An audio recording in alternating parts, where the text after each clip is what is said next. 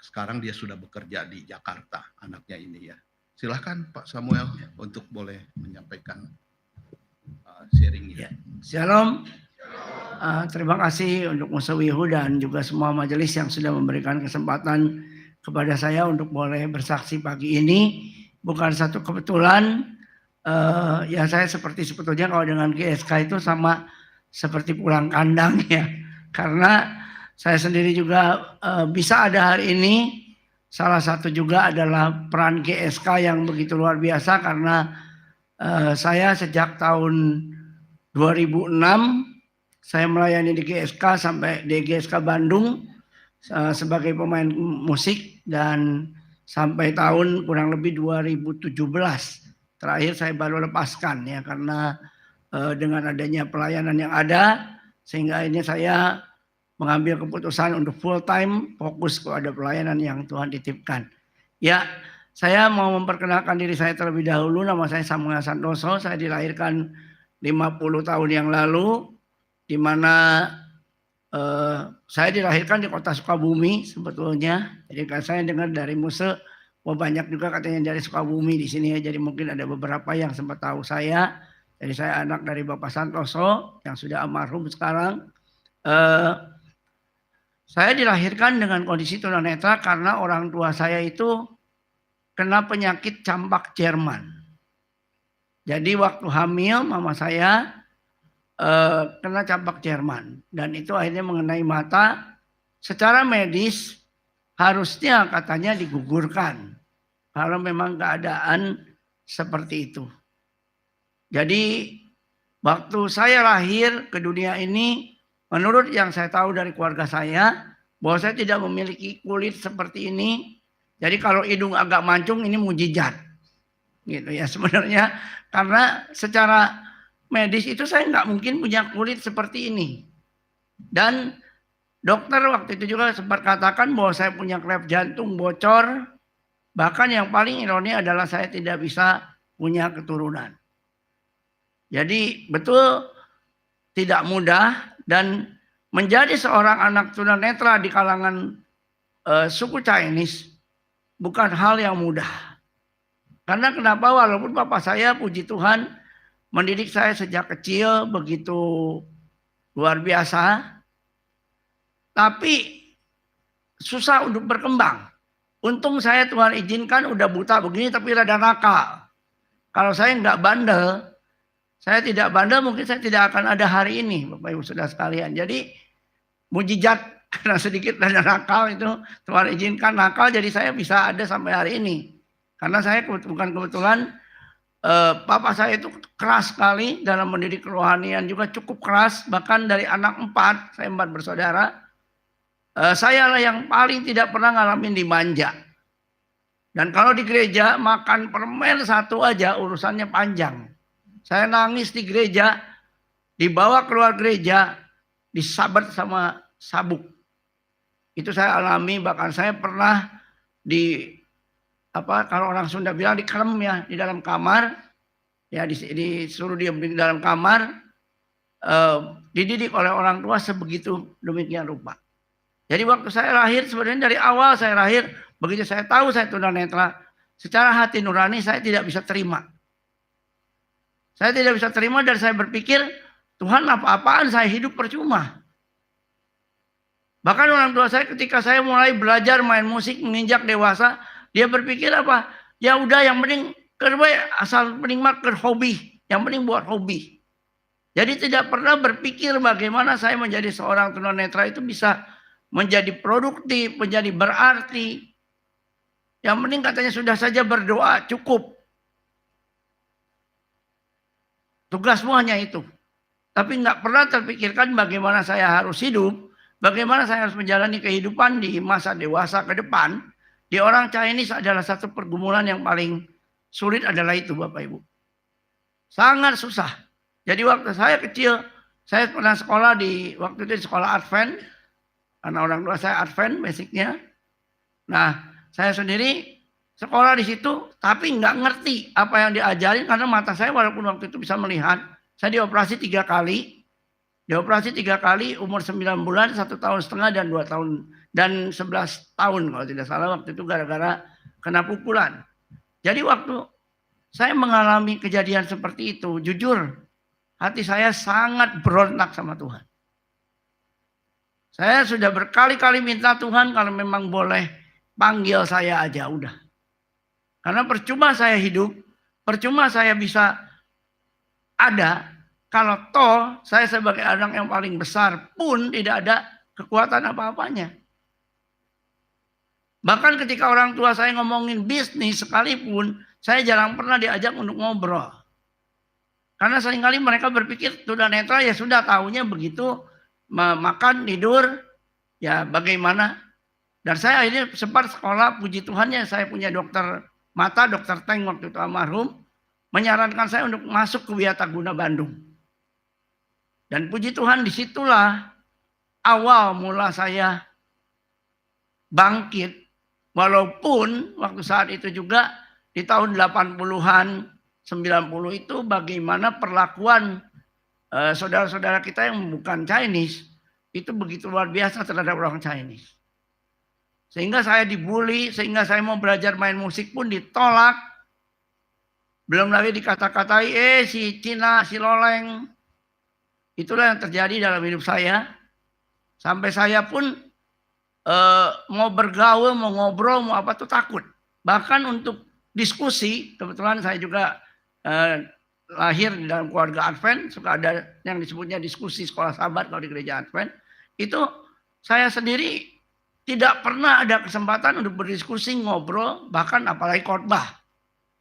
Main musik pun saya ketika belajar main musik tidak pernah ada kesempatan saya bisa melayani. Jadi waktu saya di asrama, disitulah pembentukan Tuhan yang begitu luar biasa. Dan saya hanya tahu, Tuhan saya harus berbuat apa. Sampai saya sekolah itu gagal Bapak Ibu. Saya sekolah hanya tamat SD, SMP, SMA-nya saya ikut sekolah persamaan, kesetaraan. Jadi saya waktu itu bergumul. Apa yang saya harus kerjakan, apa yang saya harus pikirkan, sementara saya tidak tahu hidup saya ini mau dibawa kemana. Tapi bersyukur kepada Tuhan, dari sejak kecil, Tuhan izinkan memang saya punya hati itu ke ladang misi sangat tinggi sekali. Sangat besar sekali dari kecil. Tuhan taruh itu dan saya dari sejak kecil itu banyak dididik oleh seorang biara Katolik. Dari sejak kecil. Jadi waktu saya dididik oleh Katolik ini seringkali saya dibawa ke panti asuhan, rumah jompo. Ya, saya ke tempat-tempat, ke penjara-penjara. Dari sejak tahun 87 saya sudah mulai dilatih untuk melayani Tuhan ke panti jompo, ke pelayanan misi-misi pokoknya. Dan dari situlah mulai ada pembentukan kehidupan saya. Tapi memang saya walaupun tunanetra sekali lagi saya bilang saya bandel. Akhirnya saya main musik dan saya sempat juga hidup di dalam dunia malam. Karena saya masuk sempat berpikir, wah saya harus cari pengakuan dari orang-orang. Bagaimana caranya saya bisa seorang tunanetra punya uang banyak, punya pengakuan banyak dari orang. Sehingga orang berpikir bahwa orang buta ini wah hebat. Akhirnya saya bekerja di hotel, bekerja di kafe-kafe, di diskotik. Saya walaupun tunanetra begini, untung jadi orang buta, pacar 7 kali. Bahkan ada sampai saya pernah pergi pacaran, ceweknya 4, dia tidak tahu satu pun bahwa mana yang saya cintai, padahal 4-4-nya saya deketin. Akhirnya saya traktir mereka, saya yang dodol, pulang saya nggak punya uang, karena saya diporotin sama mereka. Saking saya betul-betul nakalnya, ini saya tunanetra, bersyukur saya tunanetra. Kalau saya nggak buta nggak tahu. Karena bagaimana saya mencari perhatian, bagaimana saya ingin saya itu diakui oleh orang. Dan saya merasa bahwa aduh rugi ya jadi orang tunanetra kayak gini kok nyesel sekali. Ngeri, sampai waktu mau menyatakan cinta aja saya takutnya setengah mati karena kenapa? Saya udah didiagnosa dokter nggak bisa punya anak kamu. Mau gimana? Tapi pengen punya pacar. Tapi saya mau suka sama seorang wanita pada saat itu. Sampai ditolak berkali-kali. Tolak ulang lagi, tolak ulang lagi. Ya itulah nakalnya saya. Dan akhirnya Singkat cerita tahun 2006 saya dipanggil Tuhan untuk boleh melayani lewat berbagai macam pergumulan saat itu, dan akhirnya Tuhan izinkan gereja GSK lah pertama yang membawa saya untuk boleh melayani Tuhan. Dan waktu itu Penatua Handi yang mengizinkan saya untuk boleh main musik bersama dengan dua teman saya tunanetra juga. Sama-sama kami melayani di GSK. Dan dari situ Tuhan izinkan saya boleh banyak melihat Tuhan buka jalan buat kehidupan saya.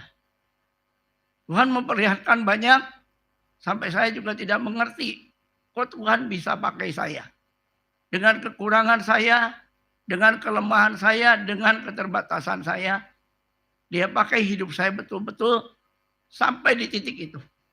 Saya main musik pun jujur saya hanya keyboard tunggal.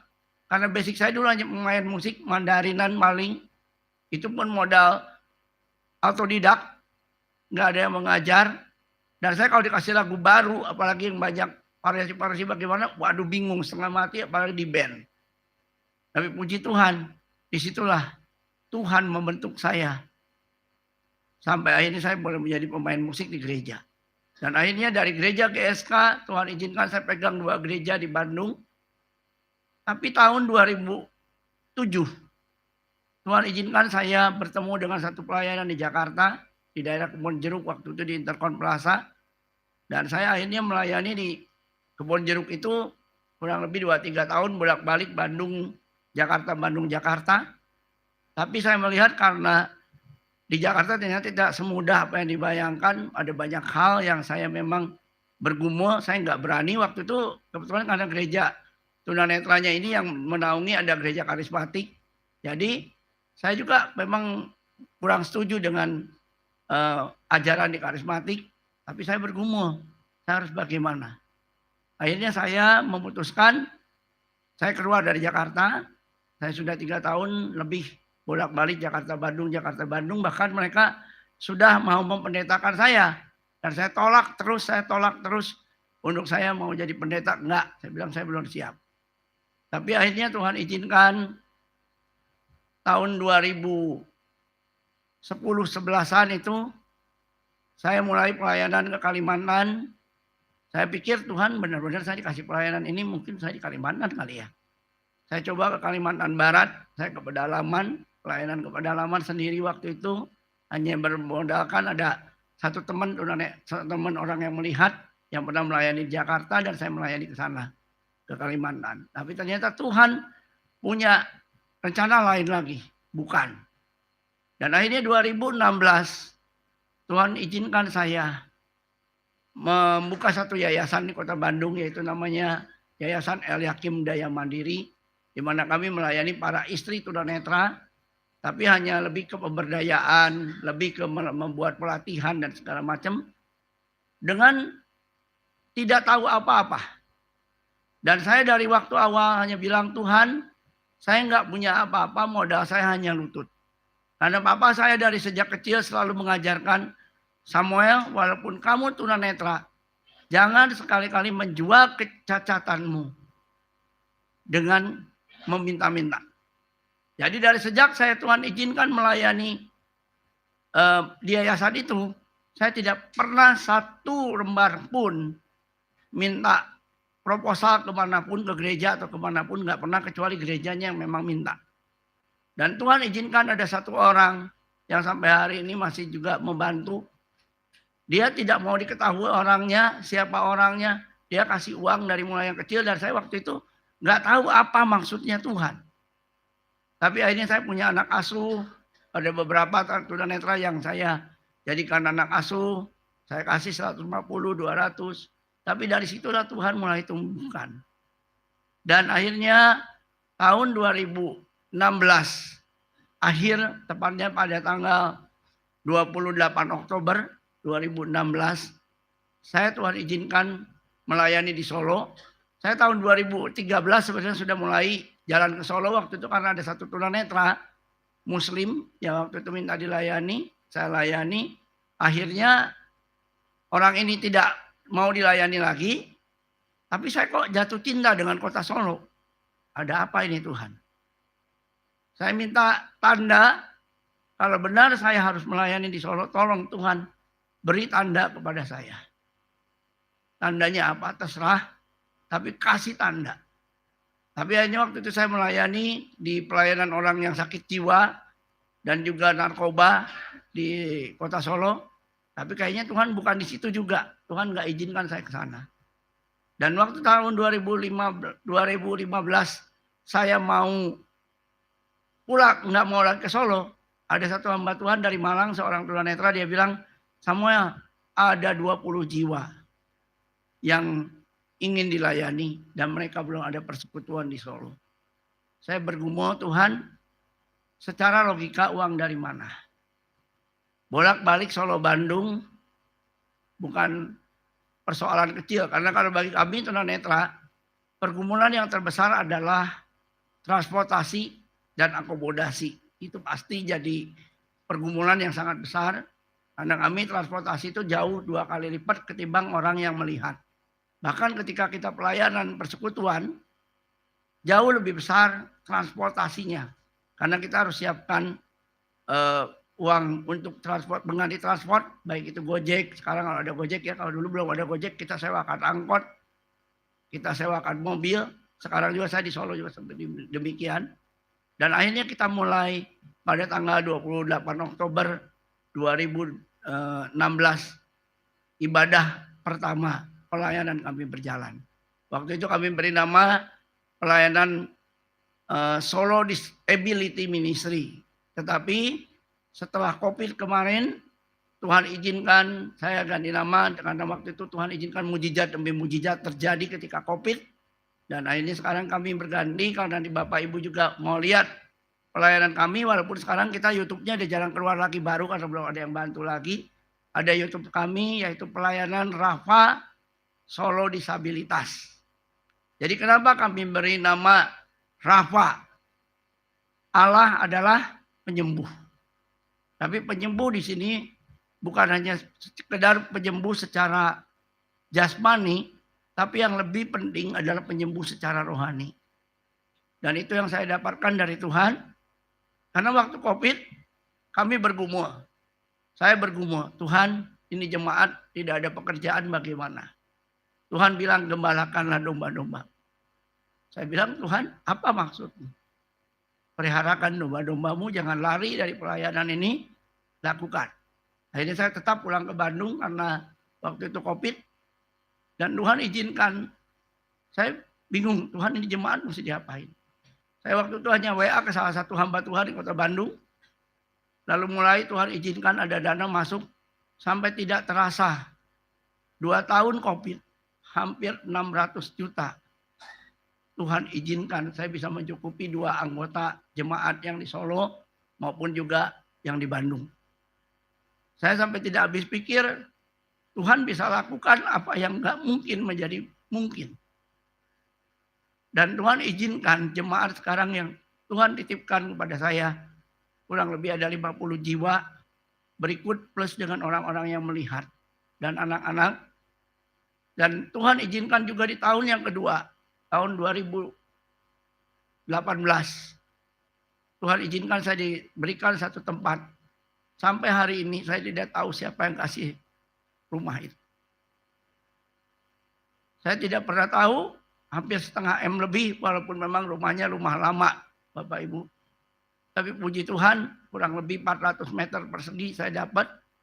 Dan masuk mobil, Musri Wihu yang pernah waktu itu ke sana main untuk lihat juga tempat saya. Jadi saya bersyukur kepada Tuhan. Orang lain harus kontrak dengan susah payah, harus cicil. Tapi Allah kita adalah Allah yang dahsyat, Allah yang besar. Dan saya tahu itu bukan kekuatan saya. Sampai hari ini saya bisa melayani. Sampai hari ini saya berani berkata, Tuhan, saya siap apapun yang kau mau. Walaupun saya tahu taruhannya menjadi seorang hamba Tuhan tunanetra tidak mudah. Karena jarang sekali gereja-gereja Injili yang bisa menerima kita sebagai hamba Tuhan dipendetakan atau bagaimana, kalau tidak semudah apa yang dibayangkan. Ini Kak, saya kalau Tuhan kehendaki dalam tahun ini saya akan ditakbirkan, tapi memang di satu gereja yang memang lebih otonom sifatnya. Hanya semua pada bilang kalau bisa kamu dipendetakanlah Samuel bagaimana. Tapi saya sedang berdoa. Apakah memang betul Tuhan izinkan saya harus menjadi seorang pendeta. Karena betul-betul tidak mudah. Karena ketika saya melayani pelayanan misi seperti ini, tantangannya tidak mudah. Bahkan beberapa keluarga saya bilang, kamu mau makan apa Samuel? Hidup kamu mau dari mana? Tapi puji Tuhan, dari sejak saya melayani Tuhan, sampai hari ini, dari sejak anak saya lahir, sampai anak saya kuliah selesai, nggak pernah Tuhan biarkan tergeletak. Satu titik pun, bahkan saya sekarang sudah 2 tahun ini mulai pelayanan lagi ke Jakarta. Saya sekarang melayani di beberapa tempat yang ada pelayanan tunanetranya. Dan juga ada rencana Bapak Ibu tolong doakan, kami akan membentuk satu pelayanan yang namanya pelayanan disabilitas Tionghoa Jakarta. Jadi saya bergumul sudah beberapa tahun sebenarnya. Kayaknya Jakarta ini begitu luas dan banyak sekali tunanetra Chinese yang memang ikut ternyata. Saya sudah mendata kurang lebih yang sudah ketahuan aja 50 sudah kelihatan. Belum lagi. Jadi saya waktu kemarin ngobrol dengan beberapa teman, saya tidak mau jadi ketua, saya tidak mau menjadi orang terdepan, tapi saya mengajak teman-teman di Jakarta, ayo kita bikin, tapi jangan persekutuan. Karena kalau persekutuan di Jakarta ini sudah begitu banyak persekutuan tunanetra, khususnya daerah Jakarta Barat sudah cukup banyak. Hanya memang saya berpikir kenapa akhirnya saya memutuskan untuk rindu mempunyai pelayanan disabilitas Tionghoa. Karena banyak orang-orang Tionghoa yang sampai detik ini, mereka nggak bisa kemana-mana sendiri, nggak bisa pergi kemana-mana untuk sekolah atau apa, makanya padahal mereka secara keuangan cukup. Jadi saya dalam rencananya tanggal 1 Mei ini akan membuat ibadah perdana pelayanan disabilitas Tionghoa Jakarta. Dan saya bersyukur kepada Tuhan, intinya saya bisa melayani Tuhan, dan jemaat saya di Solo ini sudah berjalan tahun yang ke-10 tahun ini Bapak Ibu. Jadi tolong doakan, karena kami juga masih terus bergumul ke depan baik untuk ibadah setiap minggu, karena kami biasanya ibadah setiap hari Sabtu pagi, karena jemaat saya yang Tuhan titipkan, ada Katolik, ada Protestan, ada GBI, tapi yang paling berat ada saya melayani jemaat-jemaat Katolik. Ada banyak sekali mereka yang mungkin selama ini mereka jarang baca Alkitab, jarang apa, saya harus bimbing mereka, saya harus arahkan mereka. Dan itu juga untuk saya bisa belajar lebih sungguh-sungguh lagi dengan firman Tuhan. Dan ada beberapa juga yang sekarang saya layani yang bukan Kristen, yang saya juga sedang layani. Saya bersyukur karena di Solo ini bukan kebetulan Bapak Ibu, belum ada satupun pelayanan tunanetra di sana dalam bentuk ibadah. Dulu ada Katolik yang pegang, tapi pastornya waktu itu meninggal, lalu sampai sekarang akhirnya tidak berjalan lagi. Jadi saya bangga punya Allah seperti Dia, ya Allah Elohim, seperti tema hari ini yang begitu luar biasa. Saya sangat terberkati dengan satu ayat di Yohanes 14 ayat 6. Ayat yang harus menjadi kekuatan bagi kita. Aku inilah jalan kebenaran dan hidup. Seorang pun tiada sampai kepada Bapa kecuali melalui aku. Dan saya sangat terberkati dengan kata aku. Dan saya pelajari, ya walaupun saya nggak ngerti bahasa asli yang sampai dalam, ternyata artinya adalah ego emin. Yaitu betul-betul Allah yang berkuasa, Allah yang besar. Dan kalau orang berani berkata aku, berarti dia menjamin kita. Amin Bapak Ibu. Dan saya merasakan sekali jaminan Tuhan itu besar. Kita kadang-kadang seringkali harus minta dengan susah payah, padahal sebetulnya nggak harus minta. Saya berulang-ulang di dalam pergumulan saya, apalagi sekarang saya dengan pergumulan tempat yang ada di Solo yang sedang masih dalam proses untuk pergumulan perbaikan dan segala macam, Tuhan bisa buat mujizat dengan cara apapun Bapak Ibu. Banyak hal yang saya nggak bisa ceritakan semuanya, tapi saya melihat arah itu menjamin. Jadi kalau dia berani berkata aku, kan kalau orang Jawa memang biasanya ngomong aku ya aku gitu karena saya juga gitu. Tapi saya melihat dari kata ini saja aku, saya merasakan sekali Tuhan itu tahu. Dia berkuasa atas apapun. Dia tidak pernah bisa ditukarkan dengan apapun dalam kehidupan kita. Dia tidak bisa ditukarkan dengan harta yang kita punya. Bahkan saya berani bilang, mohon maaf kalau agak kelas sedikit, orang yang paling bodoh di dunia, ketika dia sudah menerima Yesus, dia tinggalkan Yesus. Karena kenapa? Dia Allah yang bukan main-main. Kekristenan bukan hanya sekedar isapan jempol, tapi betul-betul hidup. Dan saya alami sendiri. Kalau saya tidak ada punya Yesus yang besar, tidak mungkin saya ada hari ini. Saya berani melayani Tuhan ke penjara-penjara. Saya berani melayani Tuhan kemana-mana pun. Saya hanya tahu Tuhan yang peliharakan. Bahkan kalau saya pikirin setiap bulan operasional kami segala macam tidak masuk akal Bapak Ibu. Tidak masuk akal. Sama sekali tidak masuk akal. Tuhan izinkan itu uang bisa masuk dari mana aja. Dan saya bertekad sama Tuhan. Sampai bagaimanapun saya belajar untuk tidak mau jadi pengemis. Biarlah Tuhan sendiri yang beracara. Kalau Tuhan yang memulai, Tuhan yang akan mengakhiri nanti sampai kepada finishnya. Dan saya punya kerinduan hanya satu, membawa teman-teman tunanetra ini datang kepada Yesus, bertemu dengan Dia. Karena kenapa saya tidak mau? Kita sudah di dunia ini sudah jadi orang buta, punya istri cantik nggak bisa lihat, punya anak cantik nggak bisa lihat. Saya mau ngeceng juga nggak bisa ngeceng, ya. Mau pakai baju bagus kayak begini cuma diraba doang, oh bagus ada bordelannya. Saya suka, oh ada begininya. Tapi yang lihat tetap musuh. Wah bagus ya Samuelnya bajunya, ya yang lihat musuh. Gitu ya, tapi kalau saya nggak bisa lihat apa-apa. Saya pernah naik mobil waktu saya mau musuh, waktu saya sempat ke sini, dipinjemin mobil, mobilnya 2M. Sampai itu mobil bisa jalan sendiri.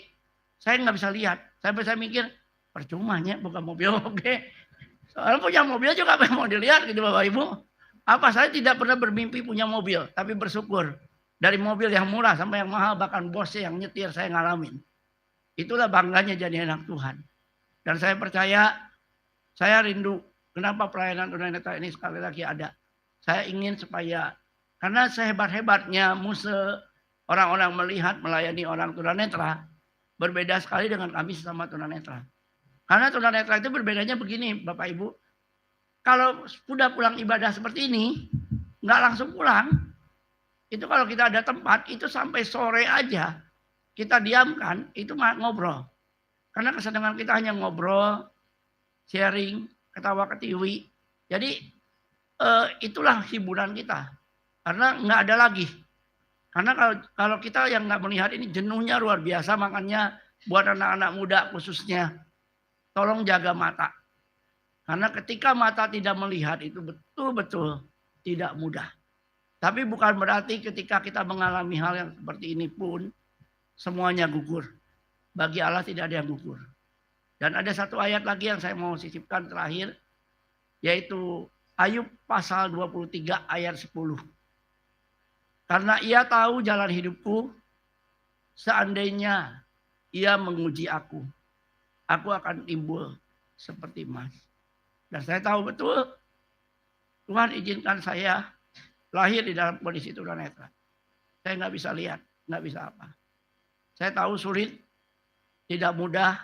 Bahkan gereja pun yang bisa menerima jadi pemain musik waktu itu hanya GSK Bandung. Baru menyusul. Tidak segampang apa yang dibayangkan.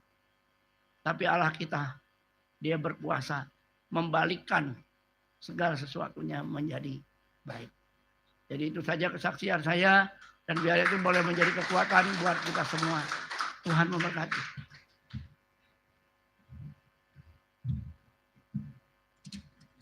Ya luar biasa ya saudara.